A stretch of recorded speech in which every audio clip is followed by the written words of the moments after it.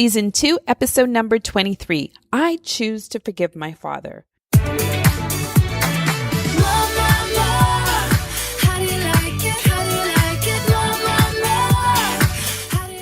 Summer is upon us, y'all. June 21 to be exact. And Target has made these items to make your summer a great one. This week, Target is featuring new swim trends along with stylish rompers and jumpsuits. And listen, Target is also featuring sandals for the whole entire family, starting at $3.99. And lastly, you're going to get a free $15 gift card when you spend $75 on baby essentials. This is what you want to do. You want to check out the Target shopping link either on your mobile, right there in the show notes, or you can head on to keepit100girl.com and you're going to look for episode number 23 on the podcast page.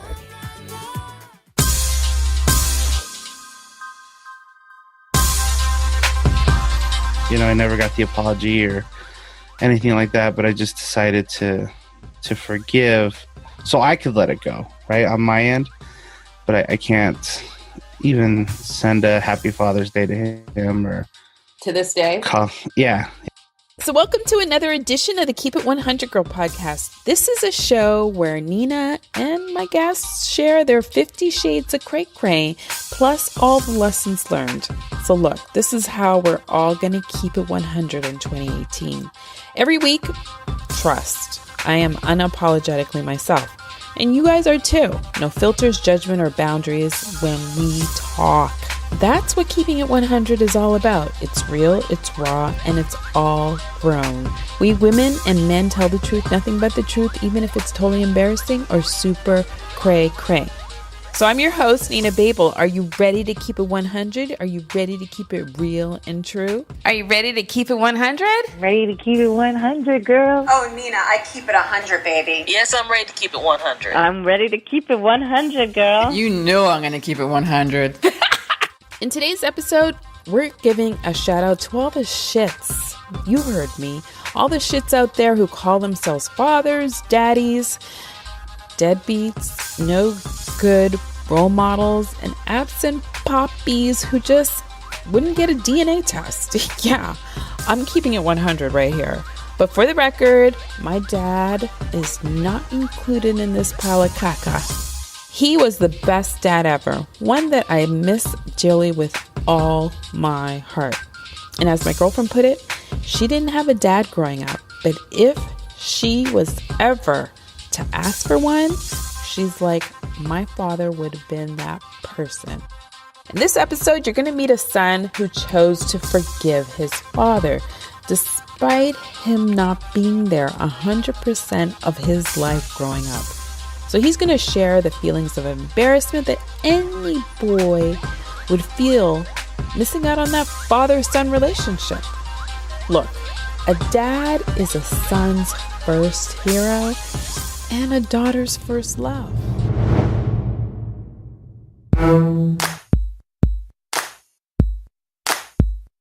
So in this clip, Alan talks about his upbringing. Mostly, it's centered on his mother and his father separating, and then him becoming that quote-unquote man of the house at an early age, when clearly there is no father figure present. Well, I was raised by immigrant parents. My mom's from El Salvador. My dad's from Guatemala. So my first language was Spanish. And I learned English just kind of hanging out with some kids and a little bit from Sesame Street. But, you know, as happens, when I was around 9 years old, my parents divorced. My dad left. And it was kind of a interesting break for me as far as when he left, he kind of left us for a bit, right? He was more enthralled in the new relationship and in a little bit the new family. And so that kind of left a bit of a void. I became the quote unquote man of the house at 9 years old, right? I didn't know what I was doing. And just kind of had to step up and take on a few more responsibilities to help my mom out because she was working a couple jobs. We were quite poor growing up, and so just kind of having that on my shoulders, I think I look at it now almost as a blessing, just because it's given me some of the drive that I have now. So let's go back for a second to being the man of the house at 9 years old, compared to being a father of 2 and also being the man of the house. I asked Alan to share the differences and similarities between the same but different people. Yeah, there's definitely quite a difference. I thought I knew a lot back then. I guess that happens, right? The younger you are, the more you think you know. And, back then I felt a lot of responsibility, and I think it was a lot for my age. But seeing now where I'm at, and I was talking to my wife about this the other day, there's some things that I'm going through with my children now that I used to be angry at my dad for not being there for certain things. I think that anger's changed to sadness for him that he missed out on certain things in his children's life. And part of that's because I chose to forgive him, whether or not he was sorry for the way it went down or what went down or anything like that. I never got the apology or anything like that, but I just decided to forgive so I could let it go, right, on my end.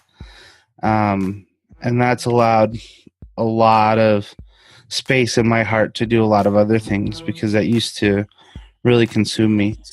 And it doesn't mean that I don't feel any anger sometimes. There's some Father's Days where I'm not having it. I can't, I can allow my family to celebrate for me and stuff like that, but I can't even send a happy Father's Day to him or To this day? call him. And it depends on the year. And I don't know what's triggering it or not. Some years I'll say, hey, happy Father's Day. Just send him a quick message or give him a call. And other years, I talk to my wife a lot about stuff. She's my emotional backdrop where I can just throw things at her and she'll say, hey, you know what, that's okay. Or no, you're kind of crazy. Let's work through it. And so, she's always really good when I tell her I'm really angry this year, and I don't know what's different. I just feel like that triggers that thought in you. And so I just tell her I don't feel like calling him. She's like, that's okay. She's like, that's part of what he chose when he did what he did. And, you can call him a couple days later. And that's usually what happens. I'll call him a day or two later when I've chilled out and it's, I guess, not triggered by that day. Not that there's, you know what I mean? It's kind of, you look back on it, you're like, that's silly. It was just a day, but I guess that's what it means. So now Ella and I reflected on those empty, lonely moments when you're in public situations where people are talking about their father, whether it's at school or the water cooler. And then we've kind of incorporated the conversation about having a place of forgiveness and understand the place that you're coming from and the place that you're headed in terms of forgiveness. Well, so this year I'm good. This year I'm not feeling any of that kind of stuff.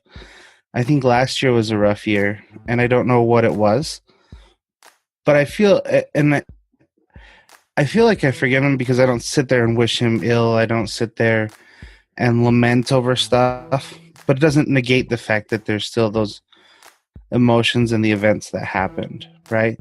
So for me, it's, even though I forgive him, to me the forgiveness is I can't wallow in it and keep that in self-pity, but there's still reminders of events that happened, right? And so it's, if you got in a car accident and somebody chopped off your leg, you can forgive that person for causing the accident. Doesn't make your leg grow back, right? So you can still see it. So you can still be sad about it and think about those things. Just need to take a moment, work through it, and then come back out the other end. So that's kind of how I see forgiveness, is that it doesn't take away that, that forgive and forget, I think, is a wrong nomenclature for what we can do, because you have to still, you've lived it. You're not going to forget that. But I think that it doesn't have to be impeding your roadway of life forever, right? You might have a couple stumbling blocks, but you can just keep going. So in this next conversation, we've been talking about triggers. Alan said, one day he is fine, but then it just takes a trigger or an emotion that leads to an unwanted emotion. So I asked him to share some scenarios. I asked him to identify those triggers and how he manages through it. As far as with my personal relationship with my dad, not really. I can't pinpoint exactly what it is that on one year makes me upset or another year doesn't. But when I see something that does get me is when I see men trying to just kind of overpower women in not in like an intellectual argument or anything, but just kind of being that machista guy that sets me off, right? I'm not big on, hey, because I'm bigger and stronger, I'm going to get my will over you. Perfect example, back when I was younger and still dating, several years ago.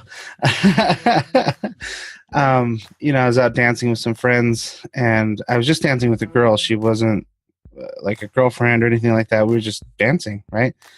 And this guy comes up and grabs her arm and tells her, hey, we got to talk. And I'm looking at her and she goes, I'm really sorry.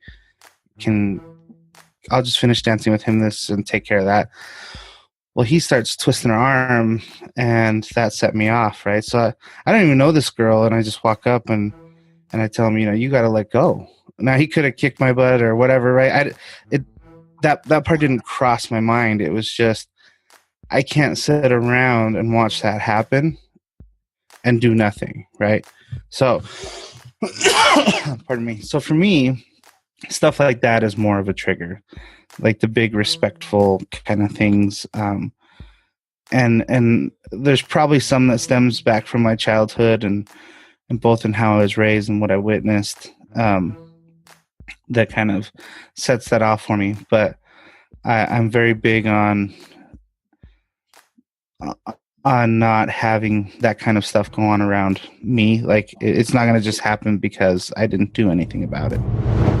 So part of the Keep It 100 experience is sharing what you saw in the home, right? We want some real and raw details that explains those lonely moments, that explains those moments where you had to take charge, those moments that made you uncomfortable. And I asked Alan, for our 100 tribe, what are those typical experiences that happened in the home that made him uncomfortable? Only one time that I can vividly remember. I'm sure it's probably happened more times, but I remember that I can tell you why that one's triggered. When I was younger, as the divorce was kind of coming up, I remember my mom was saying, well, I'm going to go get a job then so that I have, or she was going to leave. I don't remember what it was exactly that they were arguing about. And I remember my dad pinning my mom up against the closet and physically holding her there. And I had woken up because it was either really late or really early. I don't remember. And all I could do, because I was this skinny little kid, way different than I am now. But, this skinny little kid, and I was crawling up my headboard, just kind of trying to crawl up that wall backwards because I didn't know what to do, and I was scared, and I couldn't go help because I felt helpless, I guess. And I think that that's part of what triggers that now, that I can't stand that, right? It was just that one event that sits vividly, and I honestly can't tell you if that happened more than once, where I witnessed it. I'm sure it did. Like, you don't just go and like do that one time and then it never happens. So I'm sure it existed, but I'm sure my mom kind of kept that from us, or they kind of hid it, or whatever they did. but I remember that moment vividly, and I never wanted to feel that way again, that I couldn't help somebody when they were being, whether it was my mom or any other woman or even a man, right? I just didn't want to feel that way ever again. Typically, our parents give us advice and tips as we're growing up. So I'm wondering, Alan, where did you get your knowledge on manly type things like learning how to tie a tie, how to dress, how to shave? These bothersome conversations weren't there. So who is this go-to to learn all of these things? So growing up, he wasn't the YouTube generation, and nor could he afford to have a desktop computer.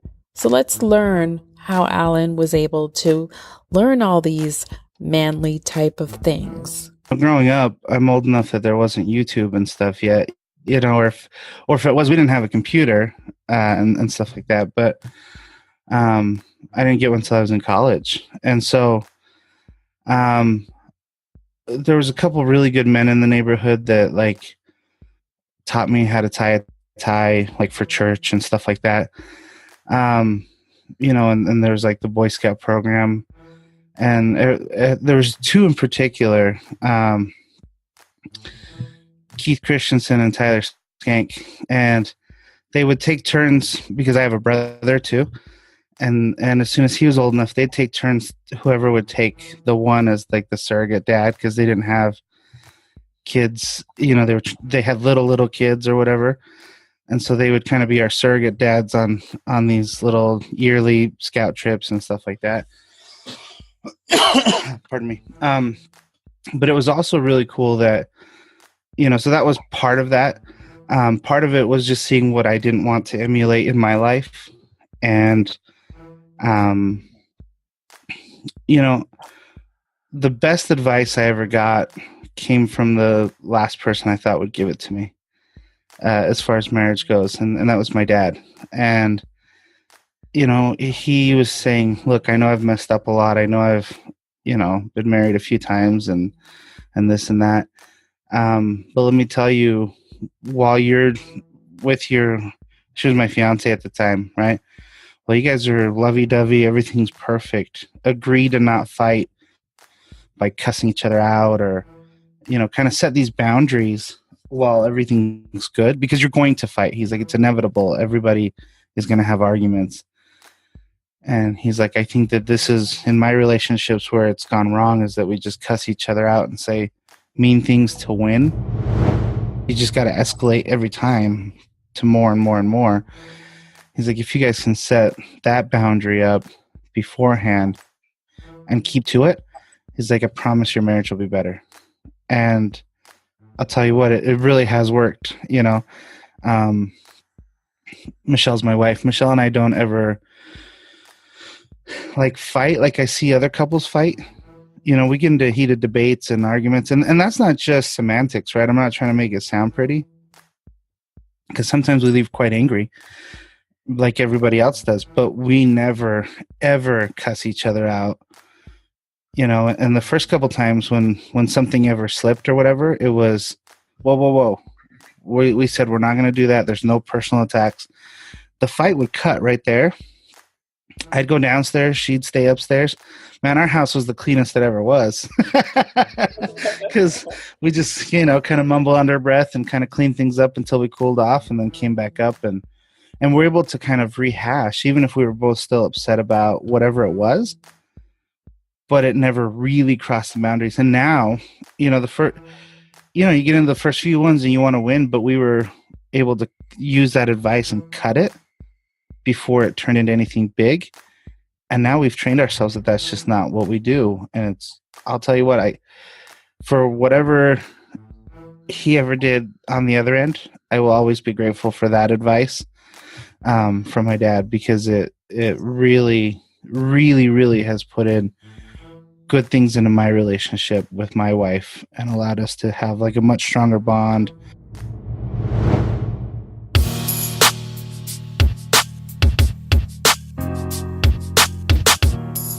Join Airbnb. When you see the link www.airbnb.com /C as in cat /NBABEL.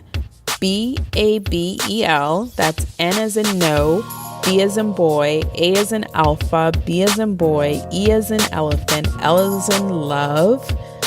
You will receive a credit, and this credit will automatically apply towards your first reservation with Airbnb. This credit will show up automatically on your checkout page of any Airbnb reservation worth $75 or more, excluding fees and taxes. So you know what? Take advantage of the Airbnb credit and happy travels, whether it's with or without dad.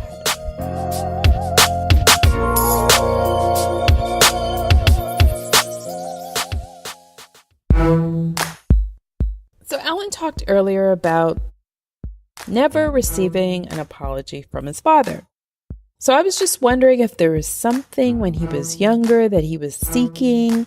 And it might be an obvious question to some, but I'm asking because who wouldn't want an apology? I mean, isn't that something you just long for so that you could mend and move on? So I asked Alan what was going through his head.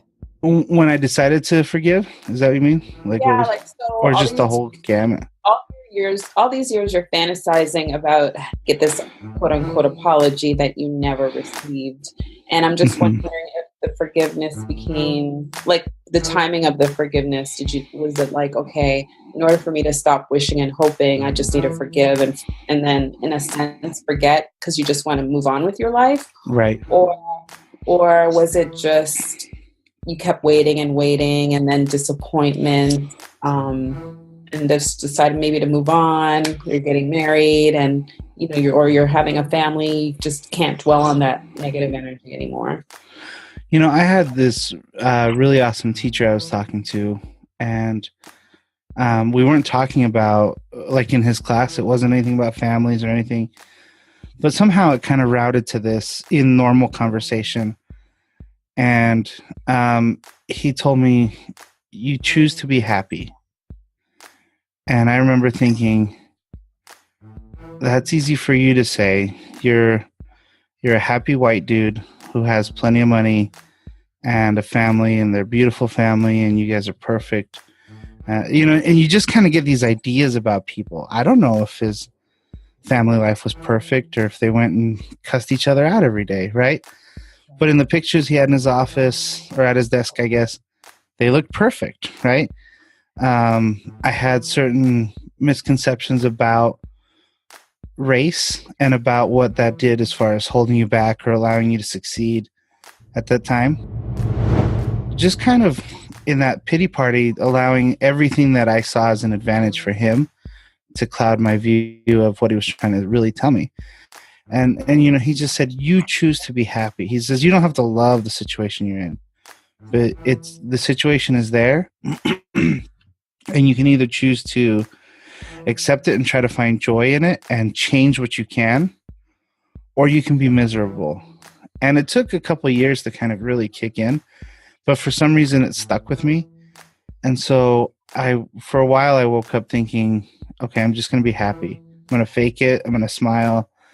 And then it just kind of became who I was. I was happy. It didn't mean that crap wasn't going down. I was still poor.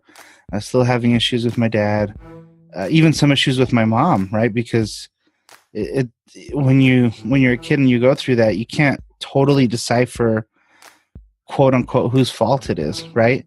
You're just kind of mad at the world. And so honestly, my mom probably got the brunt of it because I was mad and my dad wasn't there, right? So I remember going through that, and then I started becoming more happy. And another thing he had told me is you can choose to forgive at any time and don't have to get an apology. And I thought that was the biggest load of shit I had ever heard, right? And but as I started to work on, and it was years, right? I don't want you to think that it was just overnight, that all of a sudden magically it was like, oh yeah, okay, I'll be happy and I'll forgive him. What do you think? How long was that process, do you think?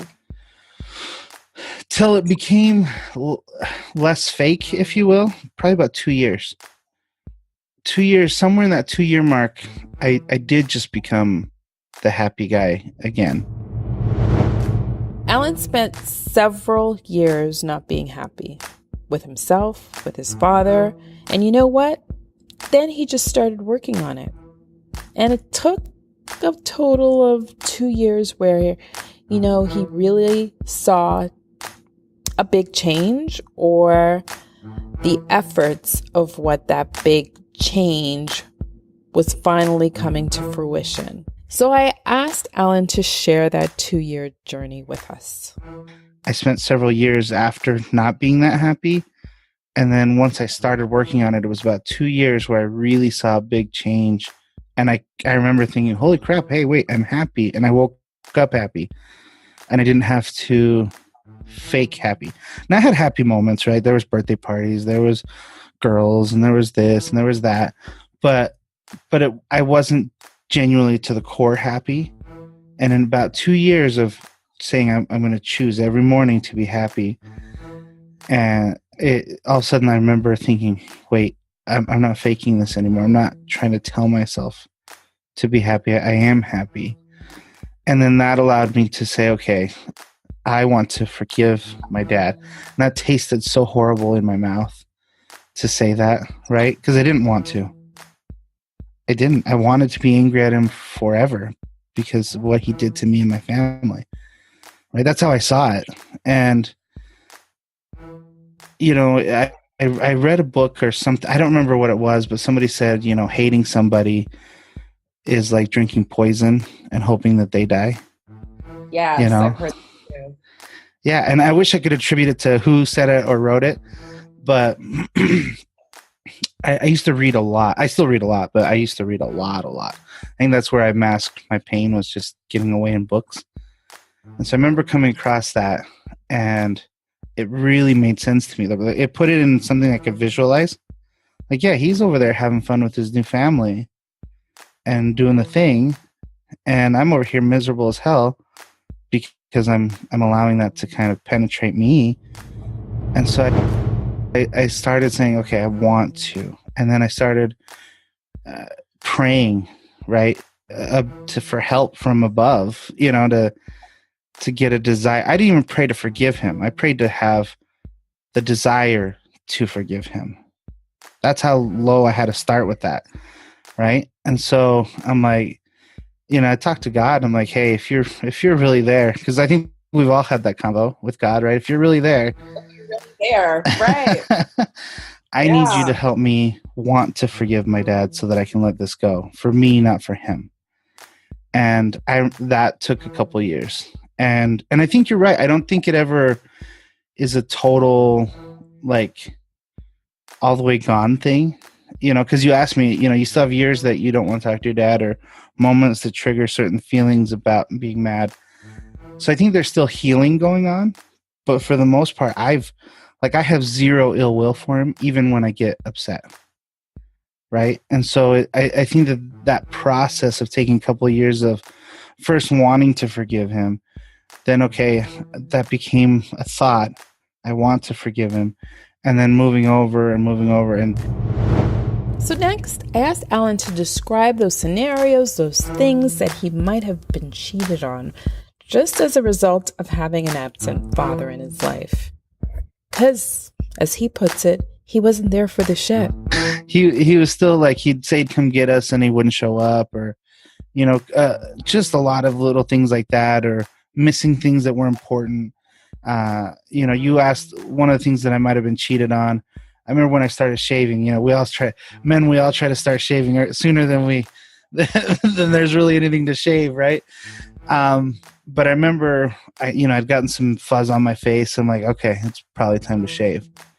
And I didn't think of ever asking my mom. I mean, she shaved her legs. That's pretty much the same thing, right? There's curves and contours there too, right? She could have taught me, but she wasn't a man. She wasn't my dad, right? So she didn't shave face. So it never crossed my mind to ask her.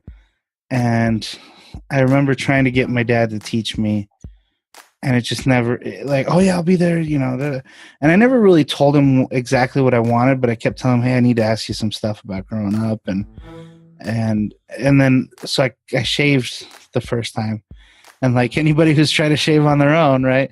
You get these nicks and cuts everywhere, and because you do it wrong, you press too hard, and the whole mix.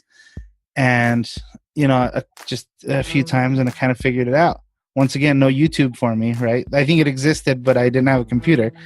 And so, I remember that, and I remember one time.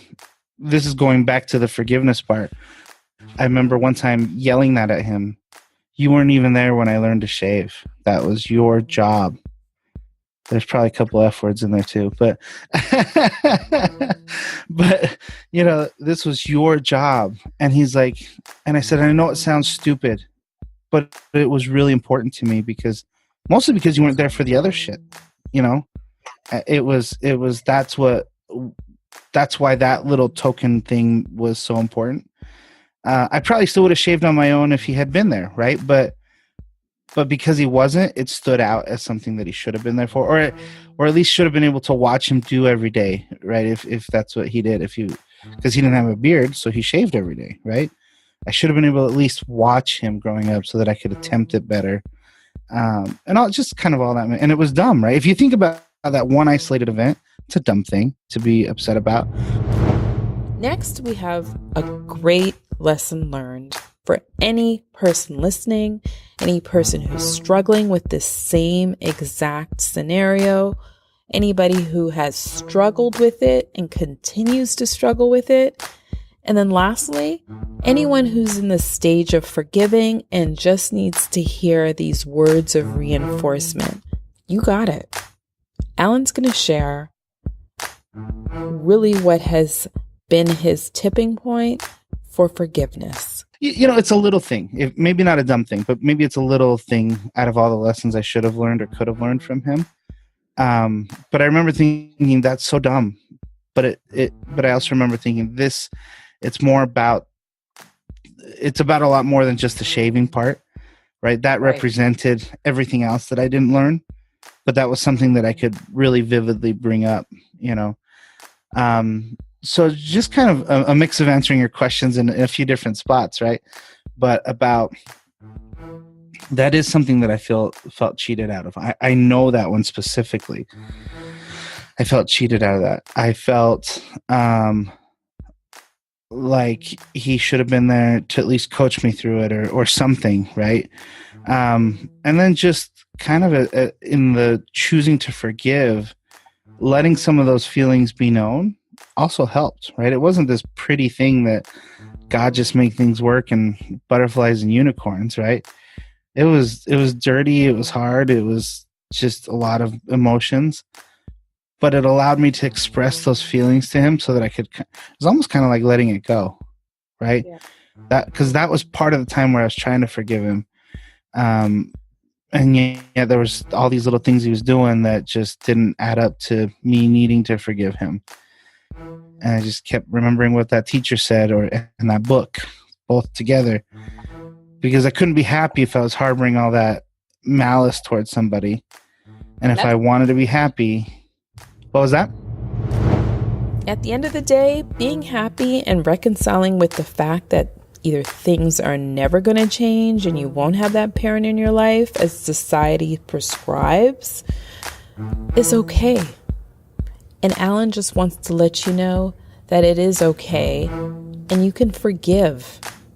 You could still forgive and move on with your life. Yeah, I couldn't be happy if I was harboring that malice towards somebody else, right? And so I had to forgive him so that I could achieve the goal of being happy for myself. And like that book said, I couldn't, being angry at him was like drinking the poison and wanting him to get sick or die from it, right? It was toxic to me. Yeah, totally. So just kind of that mix of stuff is where that led to me trying to forgive him and be happy. And I feel like I've forgiven him in the bulk because I have none of that ill will. But there are still memories that make me upset. Maybe not quite angry. I don't get that fueled like I used to. There was times I was so angry, my mom would say, "You're that angry? Go out and punch the cherry tree." She had a cherry tree out in the back, And I would go do it. I was that angry, Wow. Okay. and I don't feel any of that anymore. Maybe sad is a better word than angry. So I get sad and I can't call him, right? Or I feel like he doesn't deserve that this year. And it's not anything he did that year, because we're cool now. But you're making the decision he doesn't deserve it. Yeah, and there's something that I can't figure out what it is sometimes, right? It's just a pain point that comes up, and it's like a flare up of something, right? It's just a pain point, and it's there. And as much as I say, you know what, he hasn't done anything now, it's like I just can't do it. And so I wait a day, and usually it's just one day, and then we're cool. And then I call him and say, hey, happy Father's Day, even if it was the day before, right? I got caught up in some stuff, and happy Father's Day. And so that's just kind of where it is. So in this show, as you know, we celebrate embarrassment in all types of scenarios. And here, I asked Alan to identify those feelings of embarrassment and asked him to elaborate on them and celebrate them now with me, with all my listeners. One of them was like the scout thing, right, where they take you camping, or they'd have like a father and son camp out. I didn't have a dad, right? We'd still be invited. People would make sure we were invited, and hey, we'll watch over your kid. But it just wasn't, not until those two guys took us. I think they took us for 2 years, maybe 3 years, me and my brother. And I will forever thank them for that, because it almost felt like I had a dad at that point. I knew it wasn't real, but I could allow myself to kind of think, yeah, Keith's my dad, or Tyler's my dad right now, And so there's that. At schools they do like the I don't know what they call them. My kids' school used to do it. It was called Dads and Donuts, Moms and Muffins, stuff like they just something corny to kind of get you a pastry and come in with your kids. Right. And I remember my mom, when she could, for the Dads and Donuts equivalent when I was in school, and for my brother too, she would try to take off work or say I'm going to be in an hour late or whatever, and come in for the dad day. And like, it was a weird mix of emotions, because I was like, my mom's a badass, right? Like, she's going to take care of it. And then I'm the weird kid with a mom at a dad event. Right. So it was confusing. I think it was more good than bad, but I would be embarrassed. You're a kid, you get embarrassed about dumb shit, right? So I remember being like, my mom's here at the dad event. That's weird. But part of me was like, yes, my mom's here, and I don't have to show up alone to try to snag a donut, right? So, there was just stuff like that, or where people would ask, hey, where's your dad? Or what does your dad do? Or whatever. It's like, I really don't know what my dad does. Why isn't your dad around? And they weren't trying to be mean. It was just, they hadn't experienced it yet, I remember the kids across the street, their dad was there. And I remember in my anger, I was thinking, why do they get their dad and I don't? And I remember thinking, oh man, they'll never know. Well, a couple of years later, their parents got divorced. Right. And then I almost felt guilty for having that anger, like I wished it on them, right? And I'm like, right, did I do that? You're young and you don't remember, you can't think rationally sometimes, but I'm like, did I kind of wish that on them? Did I? And obviously as adults, we know there was a lot more going on behind the scenes than what a kid would know. But I remember that feeling as well. So our parents tend to vent. They tend to share more of the details of the circumstances between your father and your mother. Now, his mother was sick of seeing her kids cry, but she still maintained a cool decorum when it comes to not bad-mouthing his father. She never really bad-talked him. I would see him fight on the phone and stuff like that. And, hey, you need to come get your kids too. They want to see you. Not because she was trying to get rid of us. She was sick of seeing us cry, right? And, I just kind of tell us it's okay, or and she bore the brunt of the financial stuff, and she didn't have an education or anything, so she's working low paying jobs, 2 or 3 sometimes. And so I know that my brother and I would just sit and cry when my dad said, hey, I'll be there at 10 a.m. 10 o'clock rolls by, noon rolls by, 1, 5, and nothing, right? It just doesn't show up. And she'd say, hey, come on, kids. She'd probably, we didn't have a car, so we'd get on the bus. Let's just go down to, Salt Lake, one of the bigger cities by us, and let's go to the big mall down there and just look at what they have. We did a lot of window shopping. We'd visit things is what we would do. But it took us away from that thought. She would go find places. Like, I don't even think she knew where she was going. She would just hop on a different bus route, so it gave us a different view. And then she'd find a park, because there's parks, you're bound to stumble upon one. She's like, oh, there it is. Now as I'm older, she's told me, I had no idea where the hell we were going. I just knew if we crossed the street from where we got off, there's a bus stop to take us back to where we came from, right? And then I could figure it out from the city. And so she would do stuff like that. She would never really, she's like, it's okay. Your dad probably got busy, or your dad this, or, it's okay to be angry. But she wouldn't ever like totally just, that piece of shit, nothing like that.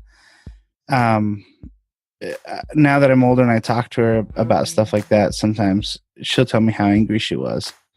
But she did a really great job, at least from my point of view as the kid, to not trash talk him and to not say, hey, don't listen to him, or you just need to be with me, or whatever, right? She did everything she could to have him be in our lives. He just chose not to for a long time. Mothers or fathers meant more now that we're adults, and they feel like, we understand those untouched topics much better now that we have a worldly view on relationships. So ask Alan to share what his mother disclosed to him and how he manages those conversations. Yeah, and sometimes like, I just don't care, Mom. Like, it's over. Right. And I don't think she's happy with that response sometimes, but it works, you know what I mean? And sometimes I'm like, yeah, let's hear the scoop on that. Like, what was that? I've always wondered. So I'll dig in. So sometimes it's like I'm all gossipy, like, yeah, girlfriend, tell me what's up. And other times I'm like, I just can't. I don't have room for that in my life, But it's just, yeah. So I get a lot more info now as I'm older and as I'm married and stuff. So absence and death are truly the same. The only difference with that is, with death, there is no suffering. And to be in your children's memories tomorrow, you have to be in their lives today. And if that never changes, then you have to move on from the hurt. So I asked Alan to share with listeners how he moved on to forgive. I would say and I think this stems from choosing to be happy. I'm very happy with the way my life has happened. We talked about some bad stuff with, and some sad things and rough patches, but I don't think, if quote unquote daddy had been home, I don't know that I'd have the same ambition, right? I don't know that I would have a successful business and a successful career the same way that I do now, right? I had to push for that a lot earlier. And so to kind of close it out, I would go back to what that I call him a mentor, even though he just talked to me every once in a while as a teacher, right? But that mentor and say, choose to be happy. And with that, take that lesson that I learned that to fully be happy, you need to forgive, even if you never got the apology, because it'll make your life so much better and you don't have to worry about what they're doing. And then if they ever apologize, then gravy, right? It's awesome. But if not, at least you can move forward with what you're doing and not have to hold that in the pit of your stomach, that where you just kind of want bad things for other people.